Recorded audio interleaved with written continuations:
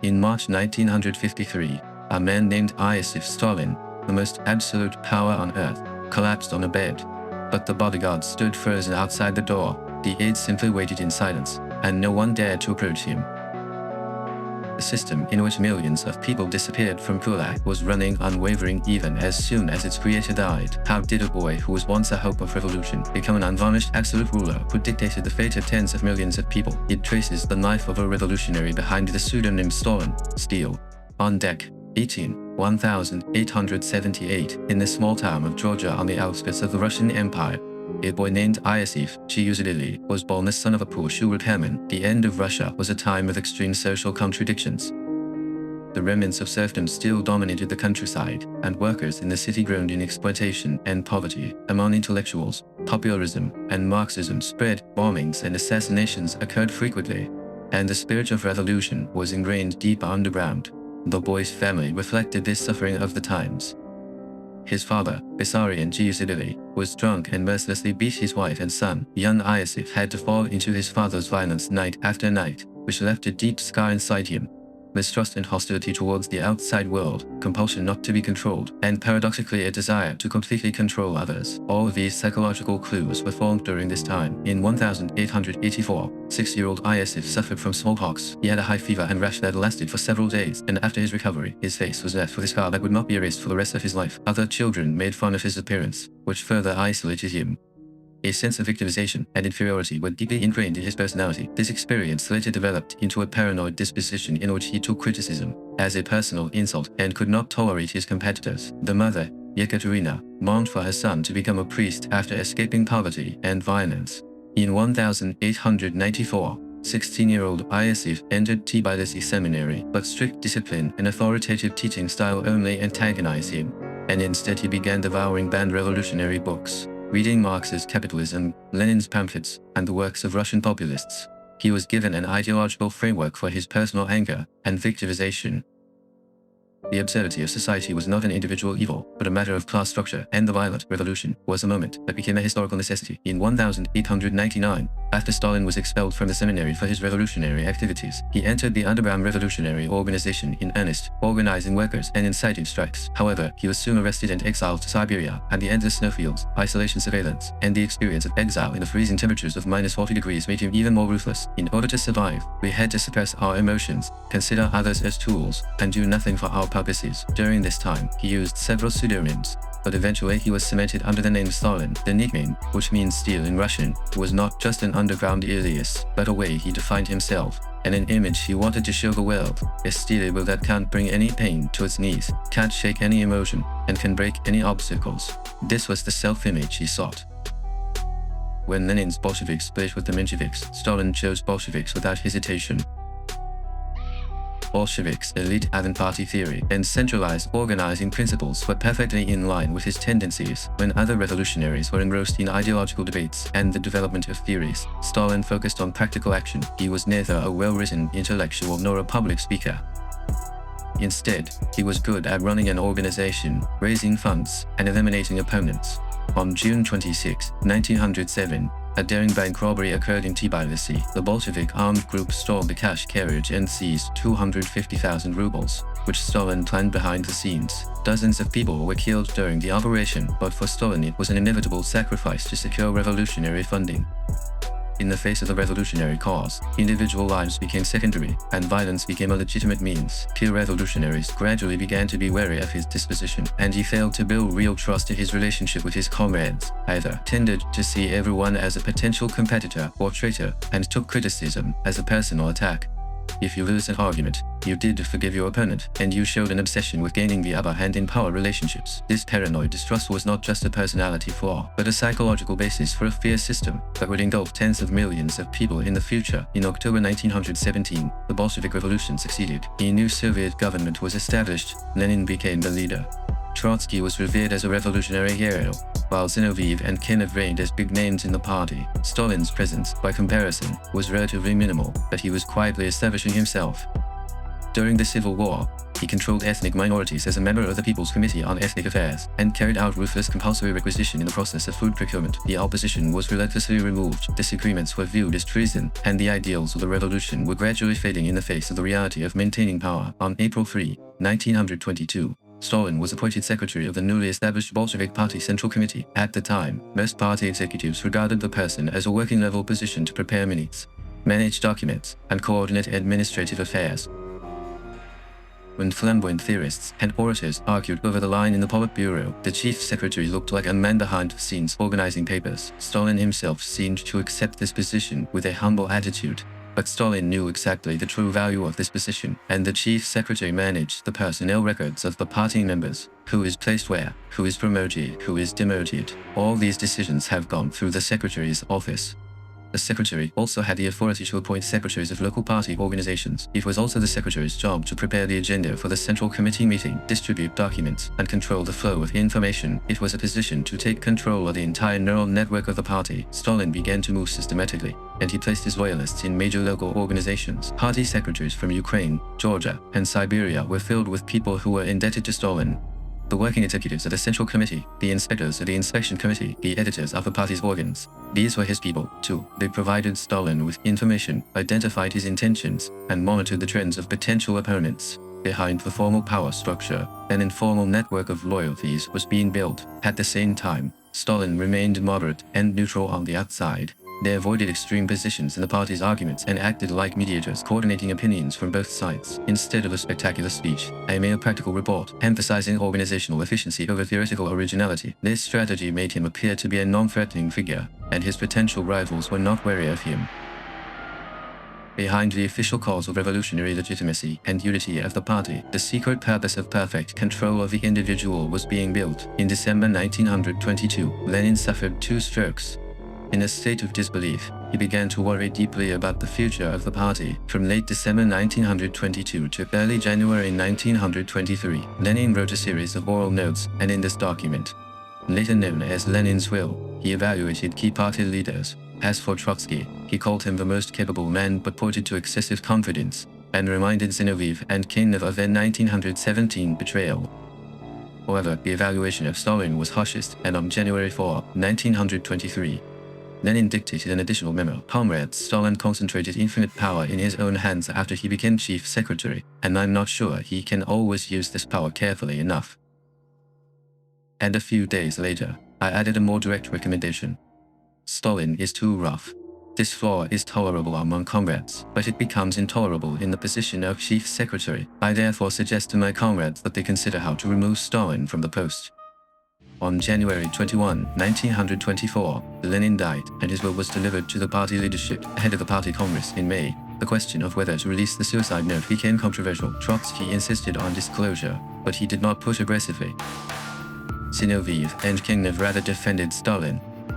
They saw Trotsky as a more dangerous competitor, and they needed Stalin as an ally. In the end, the will was read only to the delegation of the party convention, and it was not included in the official record. Lenin's last warning was buried in silence, a moment that determined the course of Soviet history. After Lenin's death, the power struggle within the party began in earnest. The most likely successor was Lev Trotsky. He was a hero of the October Revolution and a military genius who led the Red Army to victory in the Civil War. He was also popular as an accomplished speaker and author. But he had a fatal weakness. The foundation within the party's organization was weak, and personal relations with other leaders were not good. Stalin formed an unofficial alliance with Zinoviev and Kinov, the so-called True Kids. The three collaborated in isolating Trotsky, and from 1923 to 1924, Trotsky gradually became alienated from the party. His policy proposals were repeatedly rejected, and his speech was the subject of criticism. The term Trotskyism was coined to refer to a left-wing deviation from the party's line. In 1925, Stalin changed his strategy. After removing Trotsky, now Zinoviev and Kinov are a threat. Stalin joins hands with the right-wing leader Nikolai Bucharin.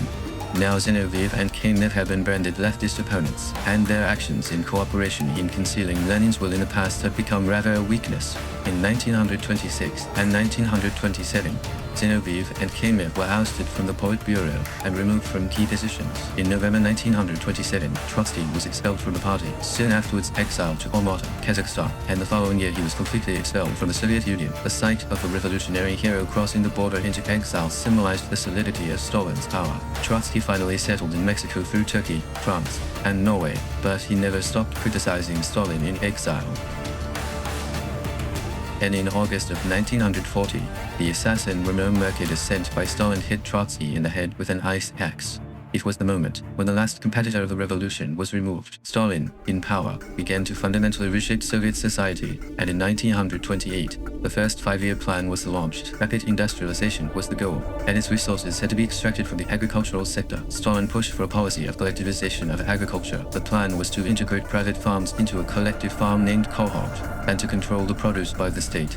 The greatest resistance came from the wealthy peasant class called kulak. Stalin defined kulak as an enemy of class and ordered its removal, and under the slogan "Clearing kulak as class," millions of peasants were confiscated and deported to Siberia.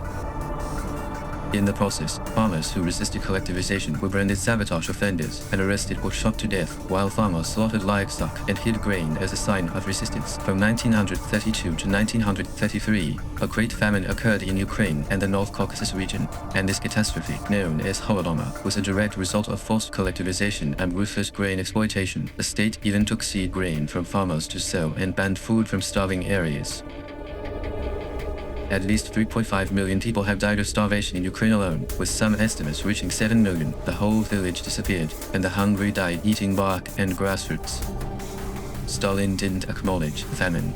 Rather, it defined it as a sabotage of Ukrainian nationalists, hurt party executives who criticized it, and hid the reality of famine from the outside world. While millions of people were starving to death, the Soviet Union was exporting grain, and the hope of a prosperous future that revolution would bring turned into an unprecedented disaster when an individual's desire for control combined with an ideological obsession. It was an example of how state policy can be a tool for genocide. Once the economic war of collective resistance ended, Stalin immediately felt the need to redefine a political inner enemy that could threaten his power. The 1934 assassination of Kirov was the signal of this new terror.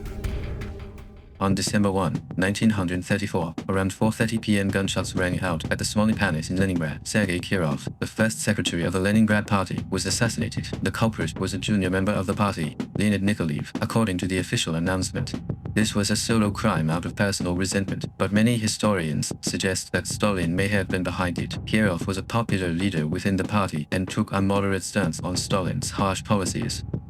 At the 1934 Party Congress, some representatives were rumored to have moved to appoint Kirov as secretary, and for Stalin, Kirov was a potential competitor and threat.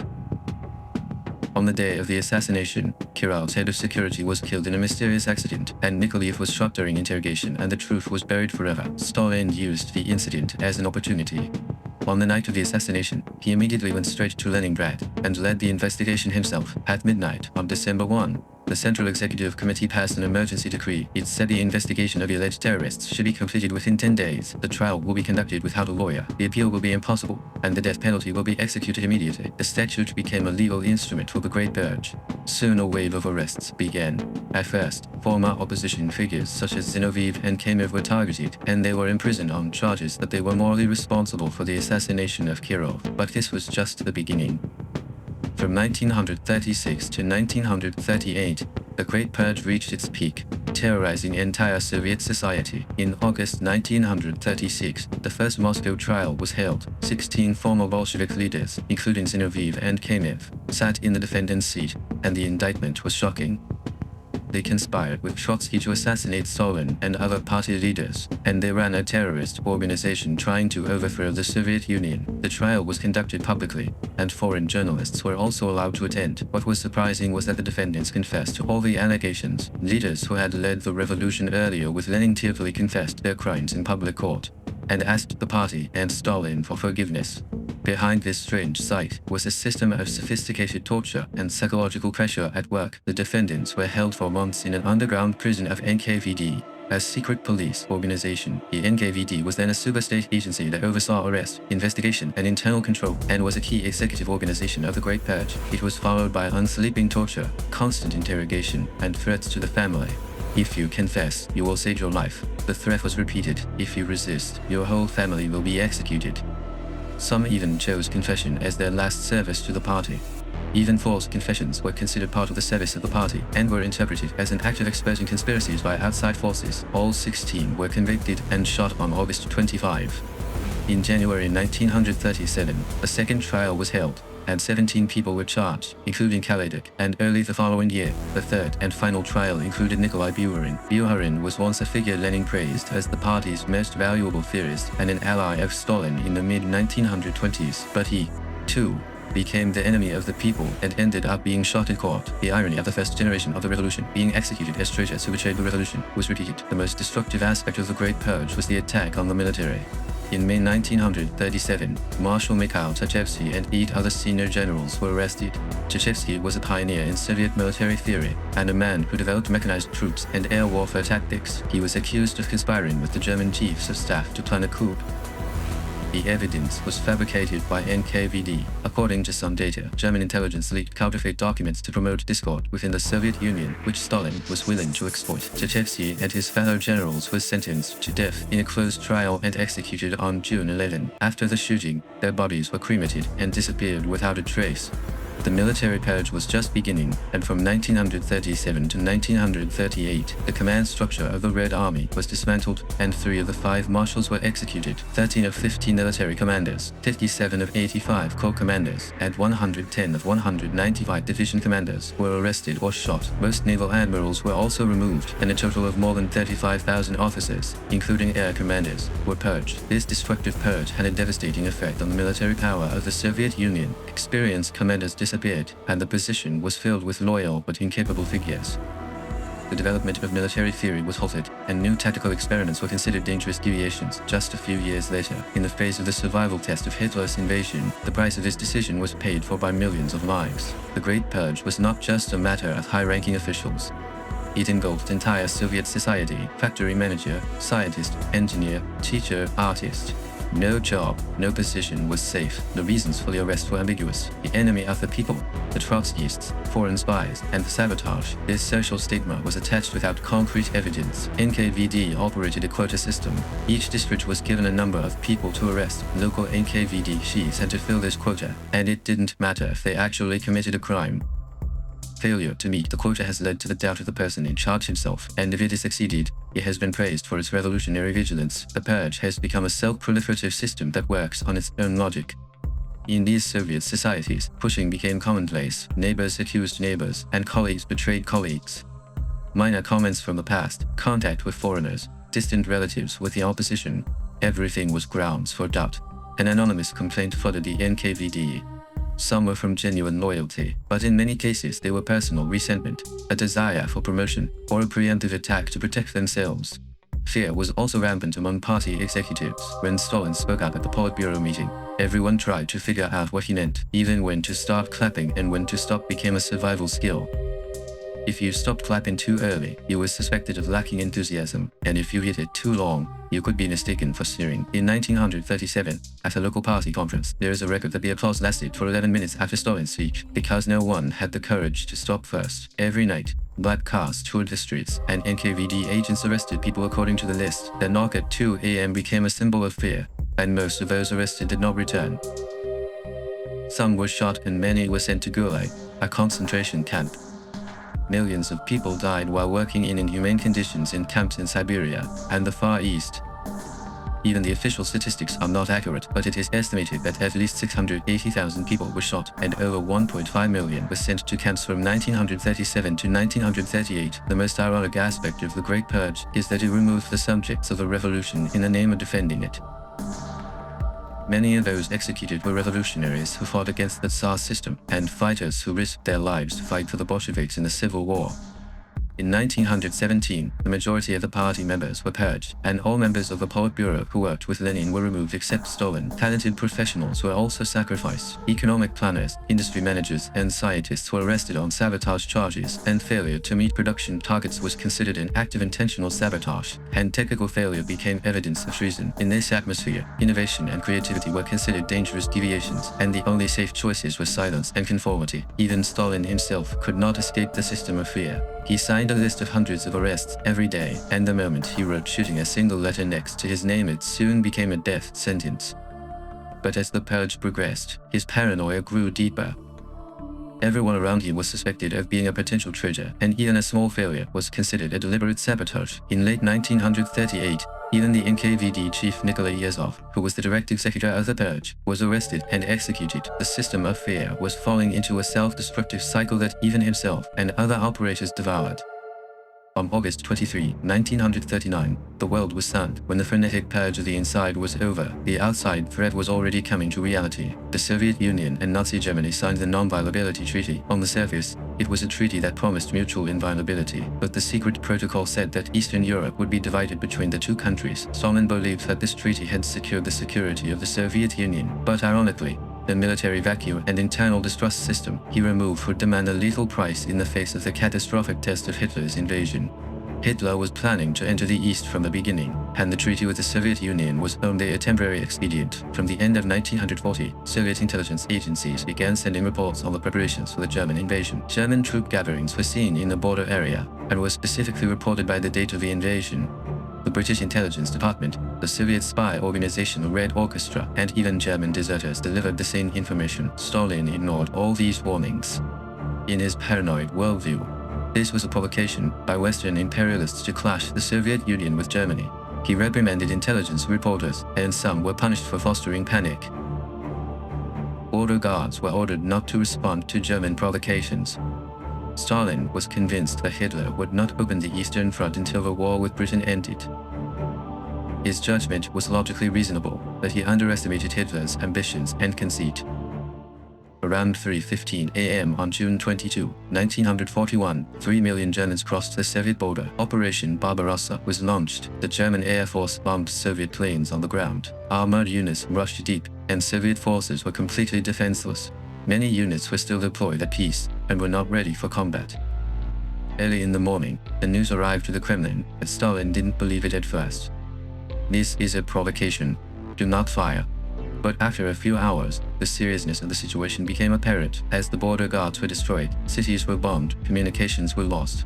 It was a moment when Stalin's judgment, which he was so sure of, turned out to be completely wrong. Stalin was in a state of psychological shock, and for a few days from June 22, he did not come out confined to his dacha, a secret villa in the suburbs of Moscow. In the absence of a national leader, the defense system is in chaos. Urgent decisions were needed on the front lines, but no one dared to issue orders without Stalin's approval. As a result of the purge of experienced generals, the remaining commanders had neither the ability to cope with the situation nor the courage to make their own judgments. In the early days of the invasion, Soviet forces suffered the shock and enormous damage of the entire front line collapsing. Thousands of tanks and planes were destroyed, and hundreds of thousands of soldiers were surrounded. In this collapse, the Germans broke through the Western Front, and after Minsk fell, the Germans advanced 50 kilometers a day.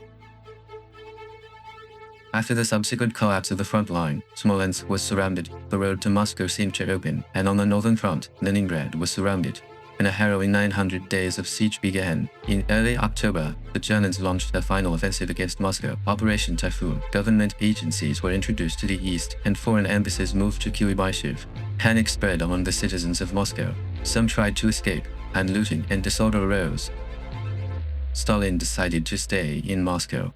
This was a result of careful calculation, and I knew that if news broke that the leader was abandoning the capital, the will to defend would collapse completely. On Nov. 6, Stalin delivered a speech commemorating the revolution in an underground bunker as German forces advanced all the way to the suburbs of Moscow. The next day, a traditional revolutionary anniversary military parade was held in Red Square, and the event, which took place within the range of German artillery, served as a symbol of resistance to both citizens and the military. Stalin's speech was different than before. Instead of revolutionary rhetoric and class struggles, it appealed for Russian history and national pride. Alexander Nevsky, Dmitry Donskoy, Kutuzov, Heroes of the Tsar era were summoned. It was a moment of transition from a communist revolutionist to a leader of the nation. The soldiers headed straight to the front line as soon as the parade was over, and the sound of their marching footsteps gave hope to the citizens of Moscow. In late November, the German offensive stopped and Russia's harsh winter began. The Germans, unprepared for the winter battle, gradually retreated, and the Soviets launched a counteroffensive on December 5. The front line was stabilized again as reserve forces moved from Siberia were deployed, and Moscow was protected, but the price was enormous. In the first 6 months of the invasion, the Soviet Union lost more than 4.5 million troops, most of them killed or captured. Ironically, the catastrophe of war further solidified Stalin's power. In the face of a national crisis, all resources and authority were concentrated in the Supreme Command, and any criticism or disagreement was considered national treason. The wartime communist system has been recreated in an extreme form. The failed generals were dismissed or shot immediately, and the commanders of the retreating unit were treated as traitors. Stalin, as the supreme commander, had direct command of the war. He interfered with military details and frequently ignored the general's suggestions. In the summer of 1942, his dramatic decisions led to an unreasonable strategy of simultaneous offensives in Stalingrad and the Caucasus, with catastrophic consequences in the early days. But over time, Stalin began to trust the strategic judgment of outstanding generals, including Georgy Zhukov, Konstantin Mokosovsky, and Alexander Vasilevsky, and as a result the situation gradually improved. Victory at the Battle of Stalingrad was a decisive moment to change the course of the war. Then Soviet forces gradually advanced towards mainland Germany, ending the war by capturing Berlin in May 1945. Despite the sacrifices and widespread destruction of tens of millions of people, Stalin established himself as a hero of the War of the Contrasters. In the process, the early disastrous failures were buried in the shadow of the final victory, and the dictator was reborn as a savior. On June 24, 1945, a victory parade was held at Red Square. In the rain, hundreds of Nazi flags were thrown in front of Lenin's grave, and Stalin watched it from above. Now he's not just a party secretary. He's been revered as an absolute leader of the Soviet Union with the rank of Marshal, a world historical hero who repelled fascism. Victory in the war seemed to justify the entire Stalinist system. In the 1930s, harsh industrialization became the basis for the production of war goods, and it was touted that a strong centralized system enabled efficient mobilization of war. Even though the Great Purge weakened the military and led to the initial crushing defeat, this fact was excluded from history.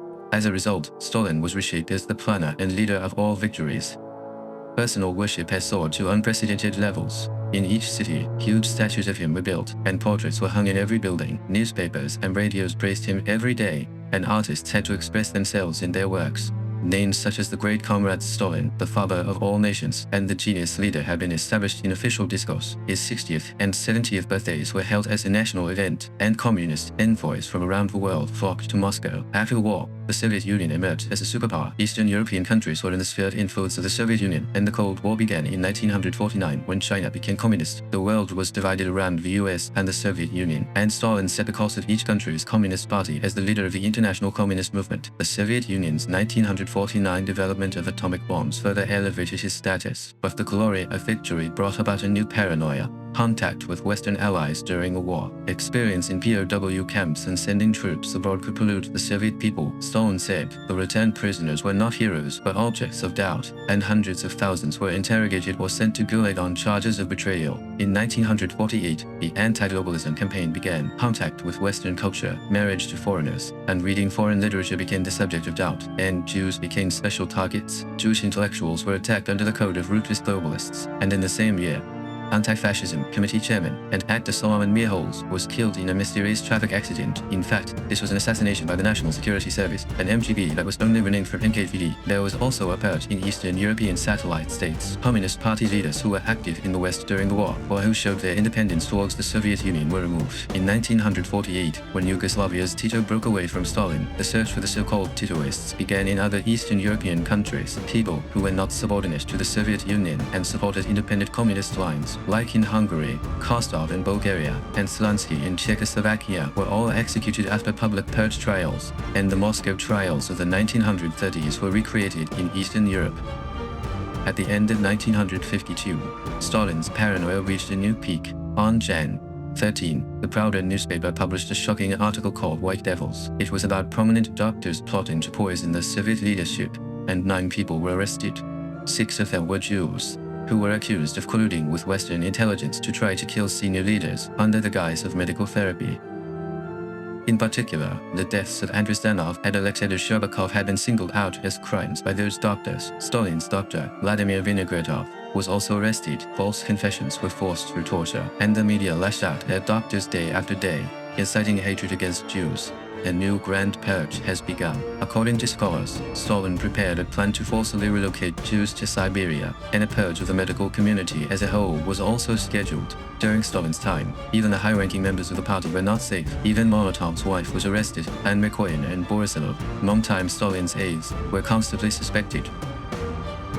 Stalin became increasingly isolated. At 73, his health deteriorated, but he was unable to receive proper treatment due to his arrested doctors. The daily life of eating late at night and watching movies with close aides at the Kremlin villa continued, but this meeting was not a pleasant friendship. Members of the Politburo stayed until dawn, insulted and threatened by Stalin's mood, and expressed their allegiance competitively, fearing that everyone would be the next subject of the purge. On March 1, 1953, Stalin had dinner with his aides at Konchivo Villa as usual. After the guests left at 4 a.m. he went to the bedroom, but he did not appear until that afternoon. The bodyguards and servants were anxious, but they could not knock on the door because of the do not disturb order. It wasn't until after 10 p.m. that a bodyguard plucked up his courage and entered the bedroom. Stalin was lying on the floor next to his bed, unconscious from a stroke and paralyzed on one side. The guards panicked and immediately contacted the Kremlin, but no one gave clear instructions. Contact with the Politburo member was also delayed, and everyone feared that false alarms would incite Stalin's wrath. It wasn't until 3 a.m. that Stalin's closest confidant, Beria Melenkov, who was mentioned as a prime ministerial successor, and Khrushchev, then a member of the Politburo, arrived at the villa. They checked Stalin's condition, but failed to take immediate medical action. The top doctors were all in prison for the doctor conspiracy case, and calling the rest of the doctors could suspect they were involved in the conspiracy. In the end, the medical staff arrived at 9 a.m., but it was already impossible to recover. Stalin stood up to death while lying in bed for 4 days. The members of the Politburo took turns keeping beds, but their expressions showed more anxiety and calculation than mourning. They filled the hospital room, worried about who would use the power vacuum and who would be suspected if Stalin regained consciousness. On March 5, around 9:50 p.m., Stalin died. With the official announcement, the entire Soviet Union was saddened, and millions flocked to Moscow to see his body. Hundreds of people were killed in the crash, and his body was laid to rest in Lenin's grave on March 9. At the funeral, Melenkov, Beria, and Molotov vowed to faithfully inherit the legacy of the great leader. Shortly after Stalin's death, the Politburo split power. Melenkov becomes prime minister, Khrushchev takes over as party secretary, and Beria takes over the interior ministry. However, the power struggles soon began, and Beria was arrested and executed within 3 months. Melenkov resigned in 1955, and eventually Khrushchev became the winner, attempting to break with Stalin's era. On February 25, 1956, on the last night of the 20th Party Congress, Khrushchev spoke for 4 hours at a secret meeting. The speech, titled On Personal Worship and Its Consequences, marked a turning point in Soviet history. Khrushchev exposed Stalin's crimes, revealing the truth of the Great Purge, the cover-up of Lenin's will, the initial failure of the war, forced migration, and manipulation of pseudo-conspiracy. Khrushchev said, Stalin's crimes have caused enormous harm to the party and the country. His paranoid doubts and abuse of power have destroyed the lives of millions of innocent people. The audience was in shock. It was a moment when a person who had been worshipped like a god for more than 30 years was defined as a criminal. However, the disclosure was optional. It only emphasized Stalin's crimes, but did not mention the party leadership's own complicity. The contents of the secret speech soon spread all over the world. Soviet society was in chaos. Hundreds of thousands of political prisoners were released from Gulag, and the honor of those executed began to be restored. Statues of Stalin were demolished, and cities named after him were renamed. In 1961, his body was removed from Lenin's tomb and buried behind the Kremlin walls. Stalin's legacy didn't go away easily. His centralized party-state system, secret police surveillance, and ideological control structures changed form and continued until the collapse of the Soviet Union in 1991. Fear was weakened, but the essential structure remained. The Eastern European satellite states did the same. Both attempts at reform, such as the 1956 Hungarian uprising and the 1968 Prague Spring, were suppressed by Soviet tanks. On March 5, 1953, 30 years of reign of terror ended with Stalin's death, but his life remained a question for many. How did a boy born in a poor Georgian town in 1878 become the dictator who built the greatest system of terror of the 20th century? Some analyze that personal psychology, such as childhood abuse, inferiority left by smallpox scars, and pathological distrust, resulted in catastrophe when they met absolute power, while others argue that structural conditions, such as Leninist avant party theory, violence in civil war, rapid industrialization pressure, and the reality of external threats, made centralization and purging inevitable. Stalin's paranoia found the perfect tool in the Bolshevik Party's centralized structure. The idea of revolutionary purity justified violence, and external threats rationalized internal purges. As individual flaws and the logic of the system amplified each other, fear became a self-replicating mechanism. The deeper scars of mutual distrust, political cynicism, the separation of the public and private spheres, and the normalization of doublethink remained in the psychology of society. These traces were imprinted on Russian society even after the collapse of the Soviet Union, and the stories of that era, even for families, remained silent for a long time, and the memories of the victims were passed down from generation to generation as national trauma. His obsession with perfect tools returned to him as a power and system that dictated the fate of tens of millions of people. But at the same time, even the creator himself was isolated in the system. The Secretary of Steel is now a figure in history, but the question he left behind still hasn't gone away. Can a person who seeks power be free from power? The answer may be hidden in the fateful contradictions that arise when human desire meets the great tool of the system. Decades after Stalin's death, the paradox of man-made systems engulfing humans has not disappeared and is still by our side through the times.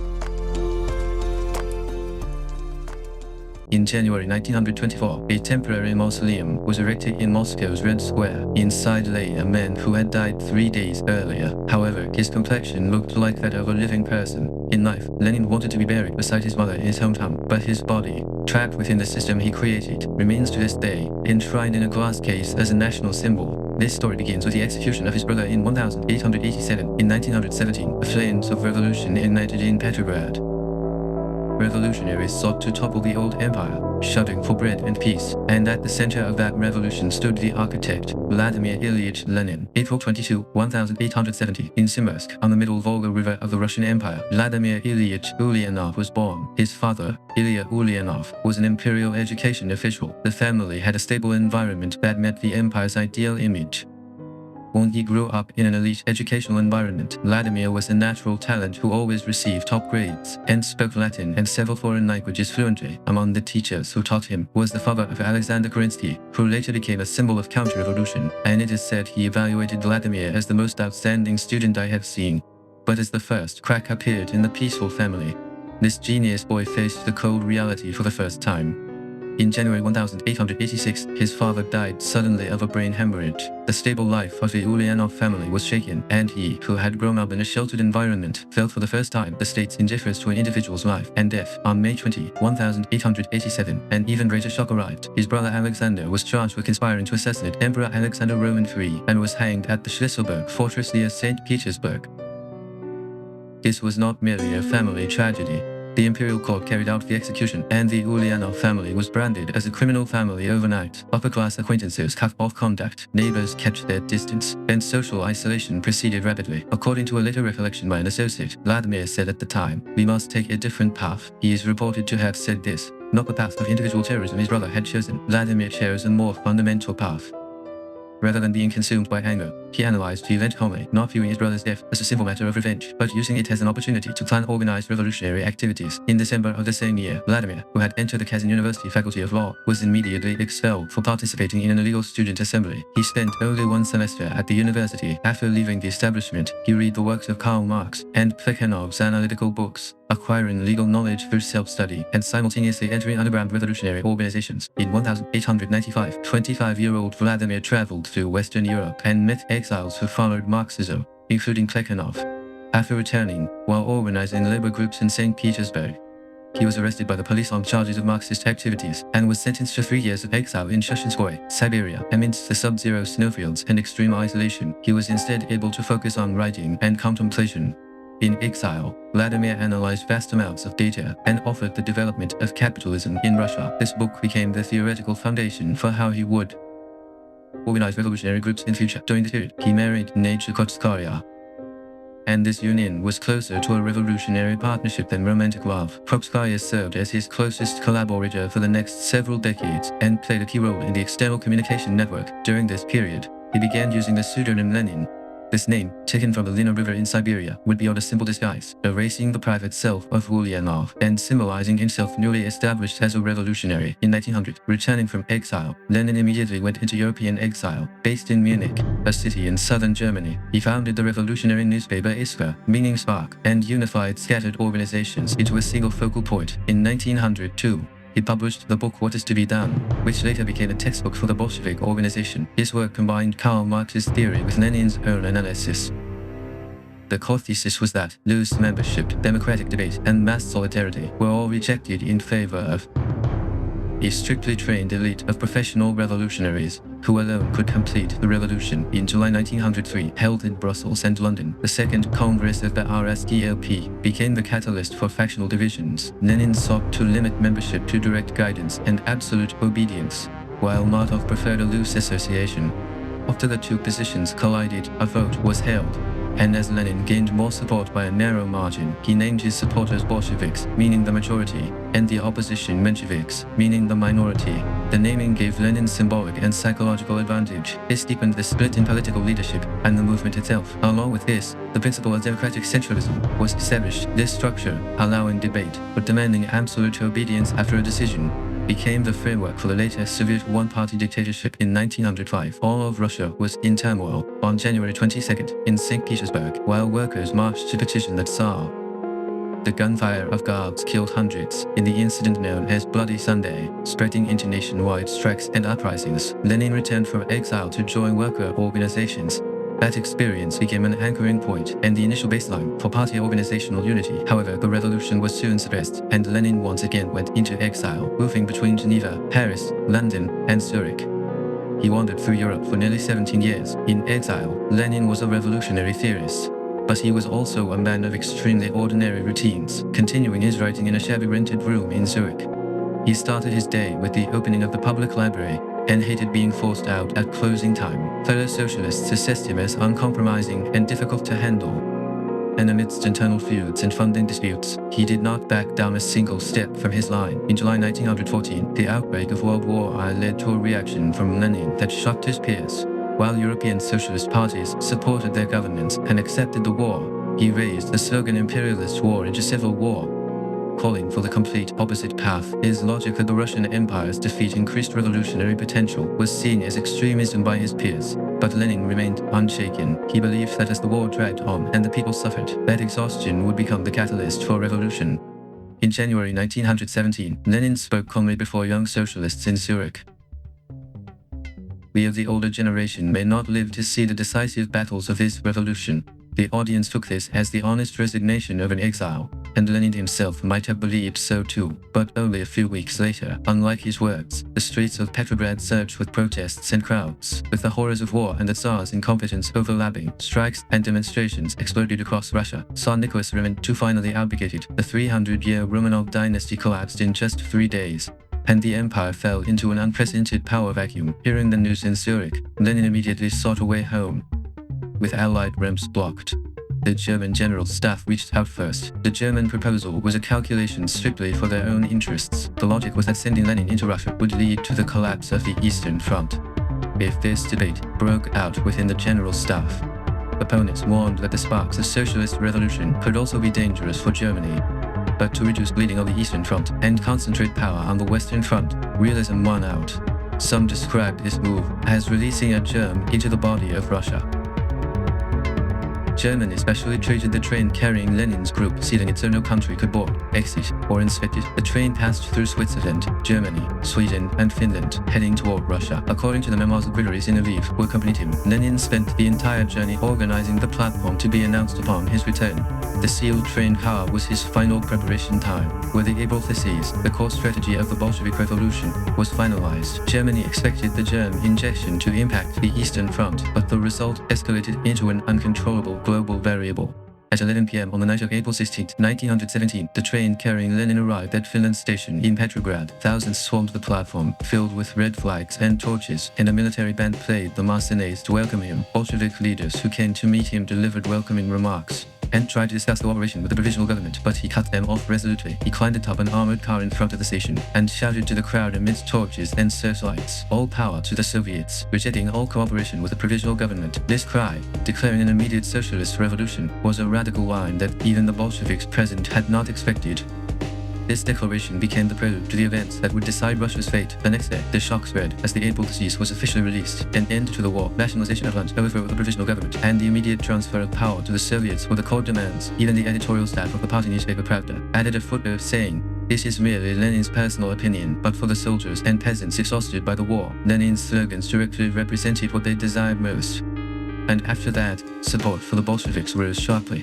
However, the spring was not smooth, as the Bolsheviks' armed demonstration in July was suppressed by the provisional government. Lenin was wanted as a traitor. Wearing a wig and clean-shaven, he fled across the Finnish border, and in the midst of this extreme flight, he wrote The State and Revolution. In this work, he defined the existing state apparatus as a tool for bourgeois rule, asserting that revolution must be replaced by the dictatorship of the proletariat, operated by the actual working class, not the bourgeoisie. This logic was accepted as the historical necessity and justification for the October seizure, and simultaneously became the theoretical foundation for communist regimes worldwide. After months of political tension and Bolshevik organizational preparation, Lenin finally, through the October Revolution, seized power by capturing the Winter Palace. In the early hours of November 1917, armed Bolshevik units organized by Trotsky preemptively seized key state facilities including telephone exchanges, banks, and railways. The blank shot from the cruiser Aurora served as the signal to surround the Winter Palace, and all ministers of the provisional government were arrested before dawn. The fighting was limited, and the event was closer to a coup than a mass revolution. The next day, Lenin convened the Second All-Russian Congress of Soviets to secure legal legitimacy, unconditional armistice through the Decree on Peace, through the Decree on Land. The landlord system was abolished, responding directly to the demands of soldiers and peasants. With a proclamation issued at the Smolny Institute, the Bolsheviks emerged as a force representing the aspirations of the people, and Lenin rose as the architect of the revolution, redesigning the state on this basis. But behind the seizure of power, Lenin soon closed the door on democracy. In January 1918, the Constituent Assembly, formed through Russia's first free election, convened, but the Socialist Revolutionary Party became the largest party with overwhelming support from the peasantry, and the Bolsheviks failed to secure even a quarter of the total seats. Lenin responded decisively. The day after the Assembly finished its first session, armed sailors locked the doors of the building, and the Constituent Assembly vanished from history in just one day. Lenin explained this as clearing away the illusion of bourgeois democracy. But on the other hand, some view this as the starting point of the Soviet one-party dictatorship. When the will of the people claimed by the revolution clashed with their actual choice, he prioritized his own power without hesitation. On March 3, 1918, less than 4 months after seizing power, Lenin signed the most humiliating treaty in Russian history, the Treaty of Brest-Litovsk. Soviet Russia, including Ukraine, Belarus, the Baltics, and Finland, about 34% of European Russia, 54% of farmland, and 89% of industries, had to be surrendered to Germany. Left-wing communists within the party fiercely opposed it as a treaty of national ruin, but Lenin made a cold and calculated judgment. Lost land can be regained later, but if the regime is lost, everything is over. He called the treaty a breathing spell. And as the treaty was later invalidated by Germany's defeat, his judgment became a reality. But the breathing spell was brief. In May 1918, the counter-revolutionary White Army launched a full-scale civil war with support from the Allied powers, and as the Czechoslovak Legion, supporting the White Army, seized the Siberian Railway, all of Russia was divided between the Bolshevik Red Army and the counter-revolutionary forces of the White Army. That summer, as the civil war intensified, the Lenin government made an irreversible decision. In the early hours of July 17, 1918, in the city of Yekaterinburg, east of the Ural Mountains, gunshots rang out in the basement of the Ipativ house. Nicholas Roman II and the Empress, detained by the Bolsheviks after their abdication, and all 5 children were shot to death on the spot.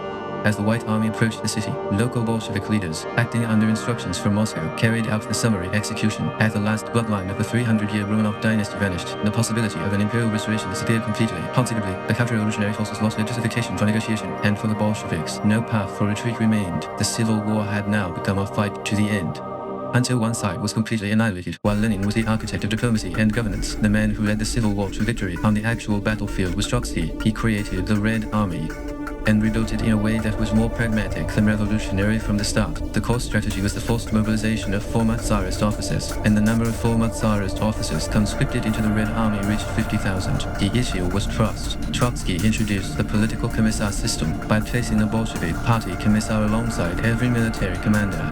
He required co-signatures on all operational orders, and for any officer who refused orders or deserted, he granted the commissars the authority for summary execution. The practice of keeping commanders' families as de facto hostages in in the capital was also employed. This dual structure, combining military expertise with ideological control, was the prototype for the Soviet political officer system, and in communist societies around the world thereafter, became established as the standard model for managing power and loyalty. Trotsky commanded the Red Army while traveling directly across the front lines, and his means of transportation was an armored train for about 2.5 years. From 1918 to 1920, he traveled over 100,000 kilometers on that train, appearing at every front line that faced a crisis. Whenever the front line showed signs of collapsing, Trotsky arrived on his train to rally the troops, sometimes strictly punishing retreating soldiers to forcibly boost their morale. The armored train symbolized both the Civil War and Trotsky, showing that the revolution was maintained by steel and gunpowder. As the war dragged on, the Bolsheviks introduced the Provrozhyorsky system, forcibly requisitioning surplus agricultural products from peasants using armed detachments. While this was effective in supplying food to the front lines,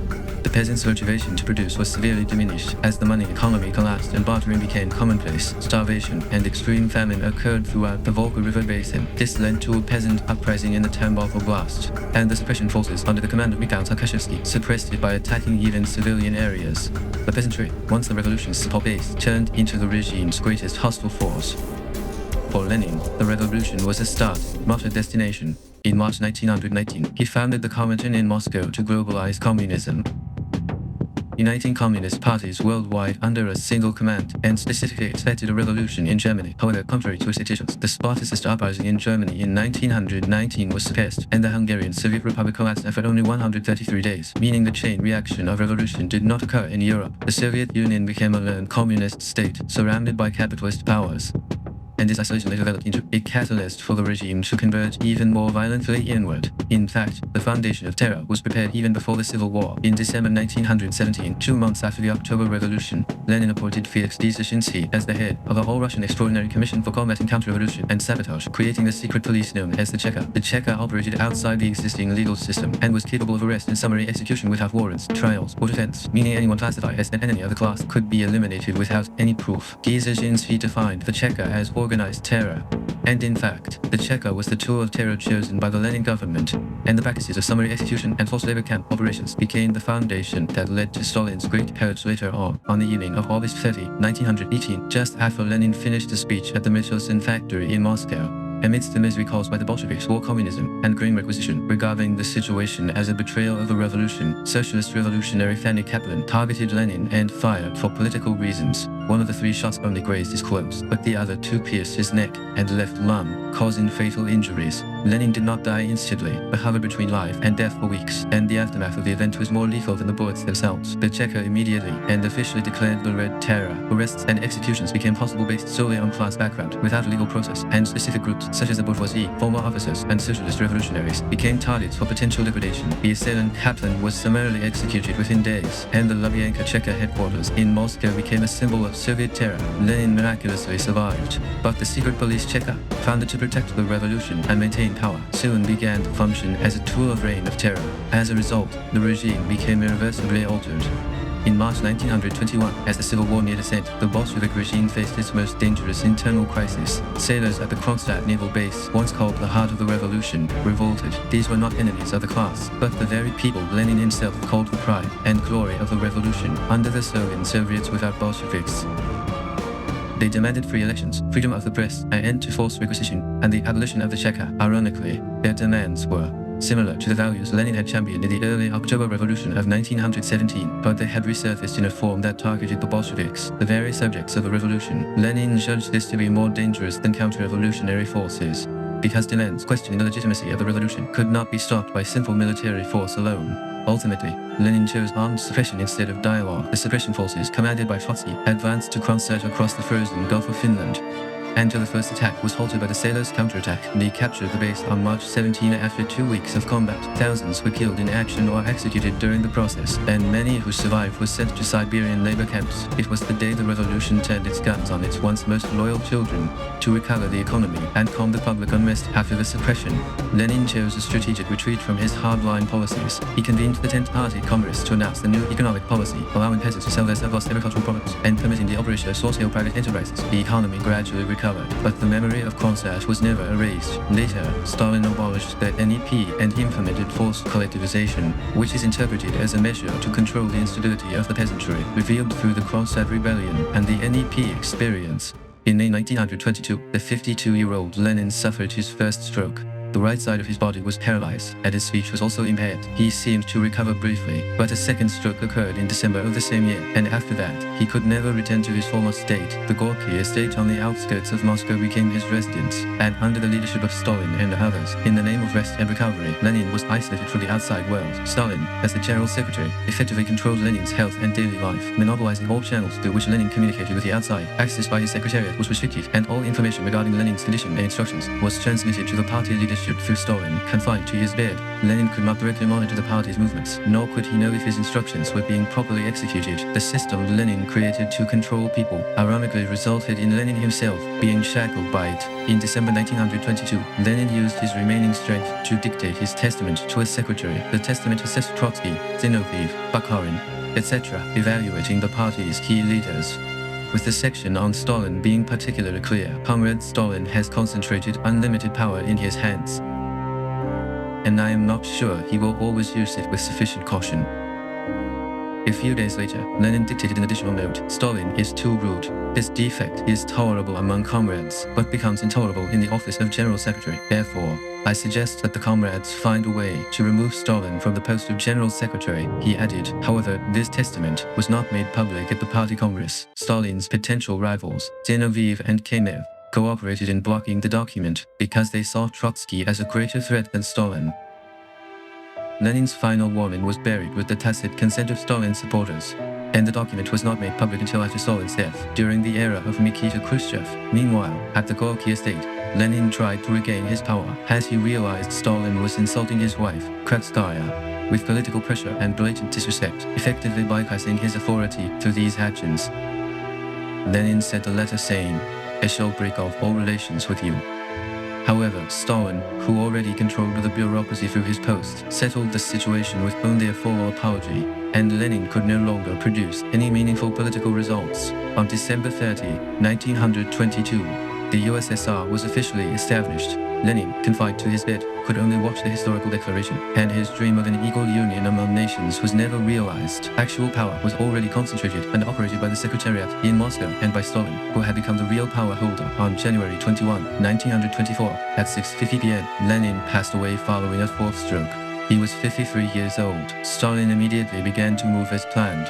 He gave his rival Trotsky the wrong funeral date to prevent his attendance, and by standing at the front of the funeral procession, he imprinted the image of being Lenin's legitimate successor on the public. Discussions on releasing Lenin's testament were blocked as planned, and content unfavorable to Stalin was deleted or edited from party records. Lenin could not even fulfill his final wish to be buried beside his mother. His body was embalmed and permanently placed in a mausoleum in Red Square, as this scene was essential for Stalin to establish himself as the legitimate successor and to provide legitimacy to all of his political decisions. In 1930, the Lenin mausoleum was changed from wood to red granite, taking on the appearance it has today. According to some sources, his brain was divided into about 30,000 slices shortly after his death under the pretext of studying genius. It was kept in a laboratory at a Moscow institute, and while the research continued for decades, no significant conclusions were ever reached. The preservation of the body was effectively elevated to a national project. Every week, moisture was replenished, skin tones were adjusted, and tissues were reinforced with regular chemical treatments to prevent the body's decay. It is estimated that about 500,000 rubles were invested annually for this, with more than 20 dedicated personnel involved, and when including the maintenance of facilities and equipment, a significant portion of the Soviet government's budget is known to have been used for the management of Lenin's body. The dedicated research team responsible for this work was guaranteed the highest level of secrecy and privilege, and this technology was later avoided use as a reference for preserving the bodies of other communist leaders. Lenin's body was no longer an individual, but a symbol of state legitimacy, and became incorporated into the state system. When the Soviet Union collapsed in 1991, most communist symbols were dismantled, but the Lenin mausoleum in Red Square remained. President Boris Yeltsin proposed his burial, but the decision was deferred for over 30 years due to opposition from the elderly and communist supporters. The Vladimir Putin regime utilizes the mausoleum as a resource for historical education and tourism, reinterpreting Lenin not as a communist, but as one of the builders of the Russian state. Maintenance budgets continued to be allocated, and Lenin remained on display inside the glass case. In June 2025, for the first time since 1924, the mausoleum was closed for about 2 years for long-term structural repairs. Citizens and tourists flocked to Red Square from dawn, lining up for kilometers. During the repair period, the chemical state of the body was re-examined, and discussions regarding the limits of preservation technology and its future were held. Some scholars analyze that Lenin's body is no longer a symbol of revolution, but an existence that cannot be buried due to political costs, representing a stage where Russia has neither completely abandoned nor completely succeeded its past. In 1887, a boy in Simber heard that his brother had been executed on the gallows, and he decided he must change the world. 37 years later, that resolve led to the creation of the world's first socialist state, and in that process, the architect remained in a class case as a historical symbol. Whether Lenin intended for Stalin's dictatorship remains a question, but the important point is that the system he left behind rules the history regardless of his intentions. The Bolshevik Revolution was not merely an event that changed one nation's political system. It was a clear example of how the most sublime ideals envisioned by humanity are transformed under the pressures of reality and sometimes become vividly distorted. Vladimir Ilyich Lenin moved toward the ambitious ideal of a classless, equal society. His will was unwavering, and his conviction was thorough. However, that steadfastness remained the greatest irony of the figure known as Lenin. In the process of driving the revolution, violence became a tool, and the means were justified for the end. As a result, the Red Terror carried out in the name of revolution transformed the yearning for ideals into collective madness, and a new system of terror took root throughout the entire society. The tyranny of the Tsarist regime that Lenin sought to overthrow was revived in a different form, and the system he designed operated around cold efficiency and coercion. The ideals remained, but human values and ethical boundaries gradually faded away. Lenin's life and revolution go beyond the choices of a single politician, serving as a historical testing ground that reveals what happens at the moment when ideals and reality collide. As a revolutionary, he showed that an individual can be the subject that changes an era. But at the same time, it revealed that even the architect himself can be trapped within the structure he created. This irony was both Lenin's personal tragedy and a part of a narrative that pierced through the 20th century. The legacy he left behind cannot be summarized into a single meaning. Some viewed him as a symbol of people's liberation, while others evaluated him as the founder of a ruthless dictatorial regime. In reality, both perspectives coexist, and the tension between them remains unresolved even now. Lenin's story ends here, but the questions he left behind have not disappeared. Ideals are always put to the test in reality, and in that process, human contradictions and limits are revealed. This question goes beyond the boundaries of any specific era or ideology, and as long as contradictions exist in human nature and in systems, it will remain valid before us forever. At that very point, Lenin's revolution still lives on in history.